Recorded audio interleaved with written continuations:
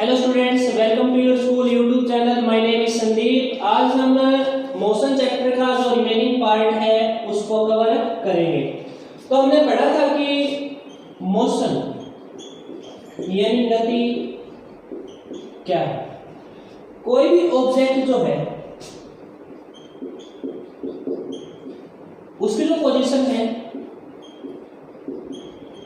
स्थिति, टाइम के साथ जब भी चेंज होगी वो ऑब्जेक्ट कहलाएगा मोशन के अंदर यानी गति के अंदर। अब हम देखते हैं कि measuring the rate of motion यानी गति की दर को मापना। कैसे हम इस चीज को मेजर कर सकते हैं कि कोई ऑब्जेक्ट मोशन में है या नहीं। तो उसके लिए हमारे पास है स्पीड यानी चाल। अब ये हमें क्या बताएगी कि कोई भी जो यूनिट डिस्टेंस है वो यूनिट टाइम के अंदर कोई भी ऑब्जेक्ट कवर करेगा उसे हम बोलेंगे स्पीड। यानी चाल क्या होगी, इकाई समय में तय की गई दूरी चाल कहलाएगी। यहां पर हम इसे रिप्रेजेंट करेंगे v से, स्पीड। s जो है हमें बताएगा डिस्टेंस यानी दूरी। t जो है टाइम, समय। इसकी एसआई यूनिट जो है वो रहेगी हमारी मीटर पर सेकंड। ये कैसे आएगी, क्योंकि डिस्टेंस जो है एसआई सिस्टम के अंदर हम मीटर में मेजर करेंगे और टाइम जो होता है उसको मेजर करेंगे सेकंड के अंदर। तो इसे हम मीटर पर सेकंड ऐसे लिख सकते हैं या ऊपर आगे इसकी जो पावर है वो इनवर्स हो जाएगी। अब हम बात करें एवरेज स्पीड की।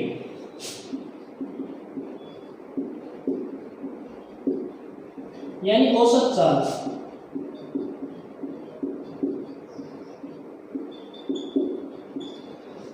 ये जो हमने पढ़ा है इसमें क्या है कि जो डिस्टेंस है और जो टाइम है उनकी रेंज रहेगी इक्वल।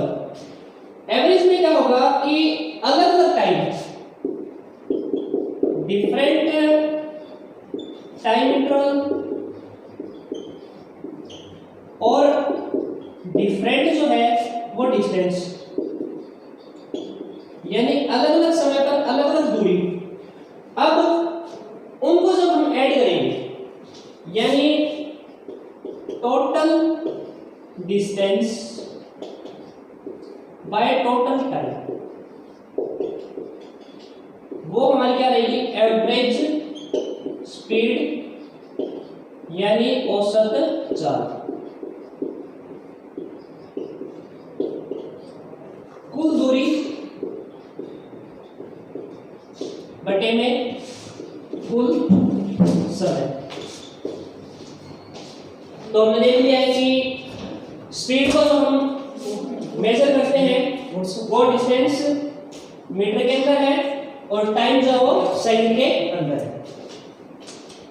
अब हमारे पास एग्जांपल 8.1 है, उसके अंदर गिवन है an object travel 16 meter in 4 seconds and then another 16 meter in 2 seconds. Find average speed यानी औसत चाल में निकालना। सबसे पहले हमें पता होना चाहिए कि एवरेज स्पीड का फॉर्मूला क्या रहेगा। औसत चाल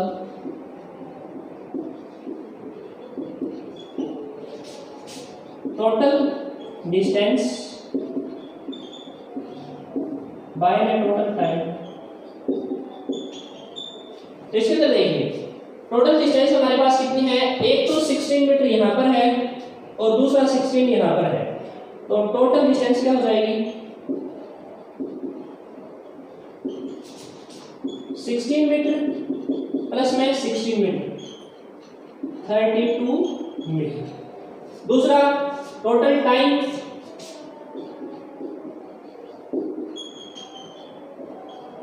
कुल समय 4 सेकंड यहां पर है और 2 सेकंड यहां पर है। 4 सेकंड प्लस में 2 सेकंड कितना हो जाएगा, 6 सेकंड। अब ये जो वैल्यू आई है इसको हम रिक्वायर्ड फॉर्मूलाज के अंदर पुट कर सकते हैं। तो टोटल डिस्टेंस जो है हमारी है 32 और टोटल टाइम है वो है 6 सेकंड। यानी एवरेज स्पीड जो आएगी वो हमारी आएगी 5.333 मीटर पर सेकंड। ये 2 डिजिट तक भी ले सकते हैं। बात करते हैं स्पीड विद डायरेक्शन, यानी दिशा के साथ जो भी चाल होगी उसकी। यानी ये कब होगा कि कोई भी ऑब्जेक्ट है वो मोशन के अंदर है और उसके एक पर्टिकुलर डायरेक्शन है कि वो किस दिशा के अंदर जा रहा है।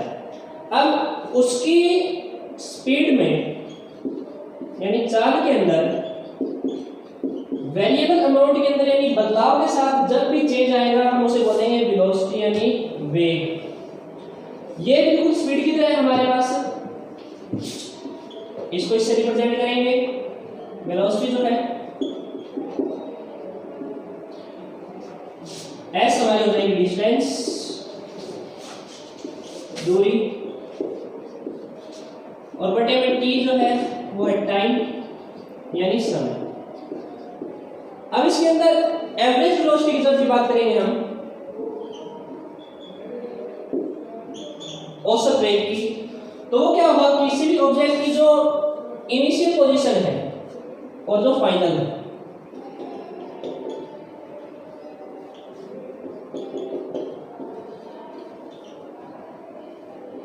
इन दोनों को सम जो है वो हमारी एवरेज वेलोसिटी के बराबर होगा।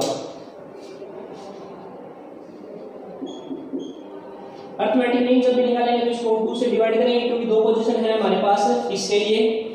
अब इसके अंदर देखते हैं कि u जो है वो है इनिशियल पोजीशन,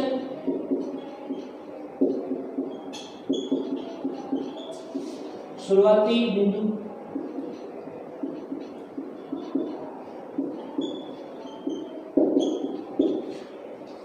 v है फाइनल,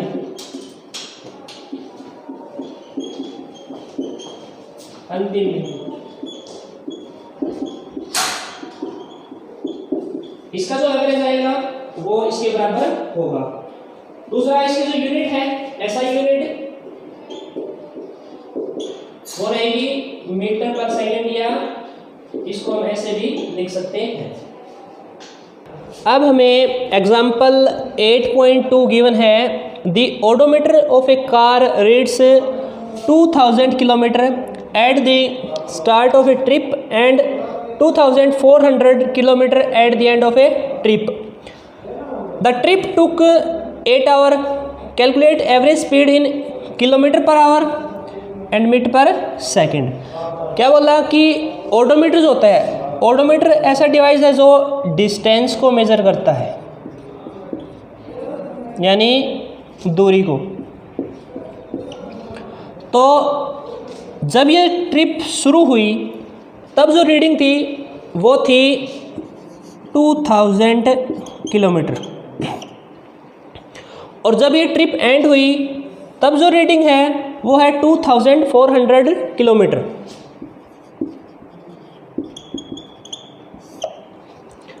और टाइम जो है वो है 8 आवर, 8 घंटे। तो टोटल जो डिस्टेंस होगी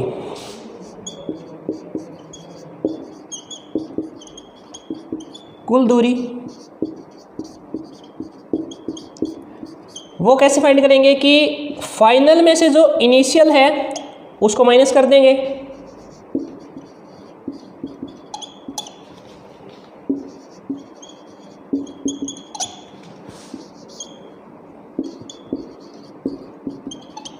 तो जो हमारे पास टोटल डिस्टेंस यानी कुल दूरी आएगी वो है 400 किलोमीटर। अब टाइम वो गिवन है 8 आवर। अब हम एवरेज स्पीड निकालेंगे।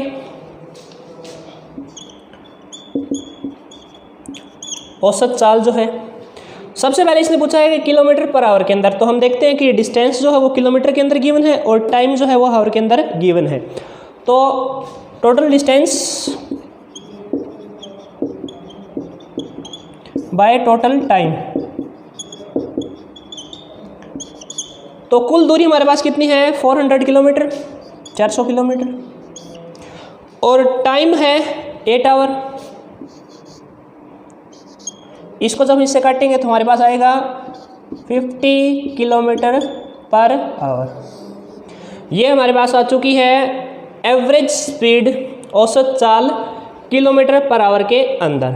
अब दूसरा इसने पूछा है कि मीटर पर सेकंड के अंदर भी हमें बतानी है यही सेम चीज़। तो मीटर पर सेकंड के अंदर इसको कैसे कन्वर्ट करेंगे, इसके लिए एक सिंपल सा मेथड है कि इसको जो आंसर आया है 5/18 से हम मल्टीप्लाई करें। तो ऐसा क्यों किया, हमें पता होना चाहिए कि 1 किलोमीटर जो है वो किसके बराबर होगा, 1000 मीटर के, और 1 आवर जो होता है उसके अंदर नंबर ऑफ सेकंड हैं वो हो जाएंगी 3600 यानी 3600 सेकंड। अब इसको कन्वर्ट करने के लिए अगर यहाँ पर रखेंगे 50 × 1000 बाय 3600,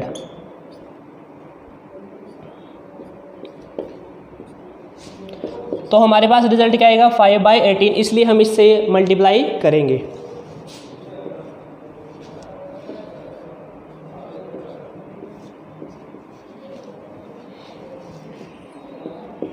तो 50/18 मीटर पर सेकंड है, वो हमारा आंसर है। फ्रैक्शन को हम इसको सॉल्व कर सकते हैं, आगे जो भी रिक्वायर्ड आंसर आएगा वो हमारा क्या रहेगा, आंसर रहेगा, और ये भी ठीक। अब हम देखते हैं rate of change of velocity, यानी वेग की दर में जो भी परिवर्तन होगा वो क्या होगा, वो होगा हमारा एक्सेलरेशन यानी त्वरण। इसके अंदर क्या होगा कि जो वेलोसिटी है यानी वेग है वो पर यूनिट टाइम के साथ क्या यानी समय के साथ बदलेगा।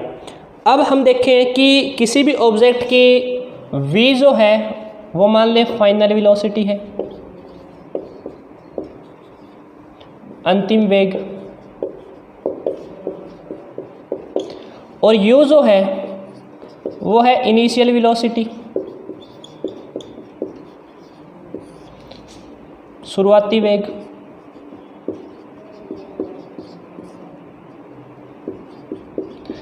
अब हमेशा फाइनल में से इनिशियल जो है वो माइनस होगा और टाइम के साथ, तो वो क्या होगा हमारा एक्सेलरेशन यानी त्वरण।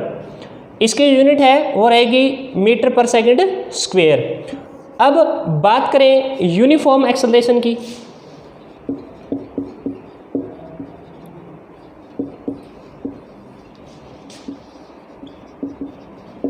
यानी एक समान त्वरण।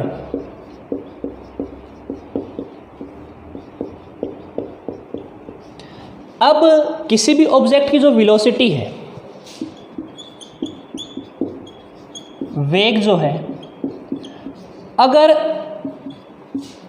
इक्वल अमाउंट में इंक्रीज हो रहा है या बढ़ रहा है या डिक्रीज हो रहा है,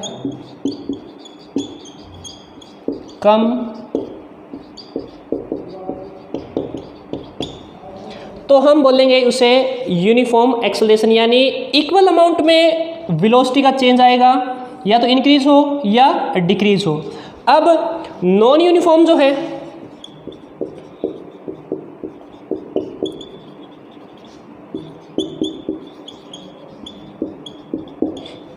यानी असमान त्वरण, इसके अंदर क्या होगा कि जो चेंज है वो इक्वल नहीं होगा। वेलोसिटी के अंदर यानी वेग जो है उसमें जो परिवर्तन है वो एक समान नहीं होगा। एक्सेलरेशन से रिलेटेड यानी त्वरण से जुड़ा हुआ हमारे पास एक एग्जांपल है, वो देखते हैं। एग्जांपल 8.4 है।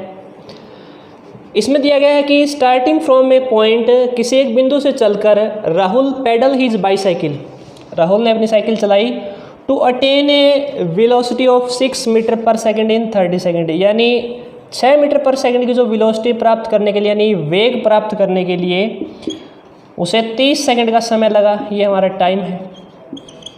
उसके बाद then he applies the brakes, उसने ब्रेक अप्लाई किए, and the velocity of the bicycle come down to 4 metre per second. अब जो है वो डिक्रीज हुई है कुछ ना कुछ velocity in next 5 second, 5 second के अंदर। हमें कैलकुलेट करना है एक्सेलरेशन यानी त्वरण इन दोनों केस के अंदर। तो सबसे पहले हमें पता होना चाहिए कि एक्सेलरेशन क्या है।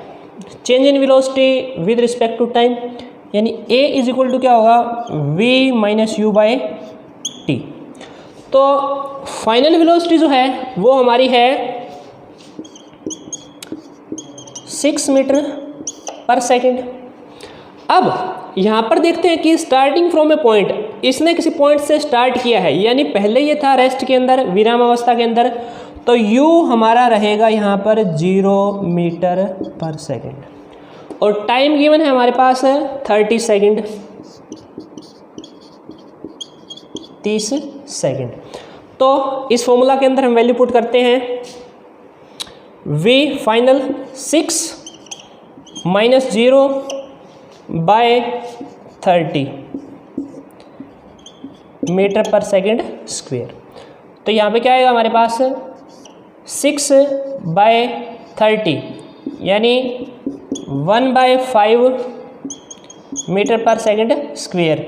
इसको हम लिख सकते हैं 0.2 मीटर पर सेकेंड स्क्वेयर, यानी फर्स्ट केस के अंदर जो एक्सेलरेशन है, त्वरण है, वो हमारा रहेगा 0.2 मीटर पर सेकेंड स्क्वेयर। अब हम इसका जो सेकंड केस है उसके अंदर इसने क्या बोला है कि फर्स्ट के बाद इसने ब्रेक्स लगाए हैं और जो वेलोसिटी है वो डिक्रीज़ हुई है 4 मीटर पर सेकंड, यानी 4 मीटर पर सेकंड अब हमारा क्या है, वेग। अब ये फाइनल है हमारे पास। अब इस केस में हमें एक्सेलरेशन यानी त्वरण जो है वो कैलकुलेट करना है, तो फॉर्मूला रहेगा वही a is equal to v minus u by t. तो हम देखें फाइनल वेलोसिटी जो है हमारी वो है 4 मीटर पर सेकंड माइनस में। अब को सॉल्व करने के बाद हमारे पास यहाँ पर आएगा -2/5 मीटर पर सेकंड स्क्वेयर। अब जो एक्सेलरेशन होता है, अगर उसकी जो डायरेक्शन है यानी दिशा है वो वेलोसिटी की डायरेक्शन में हो, यानी जिस तरफ वेग है, तो वो रहेगा पॉजिटिव, धनात्मक।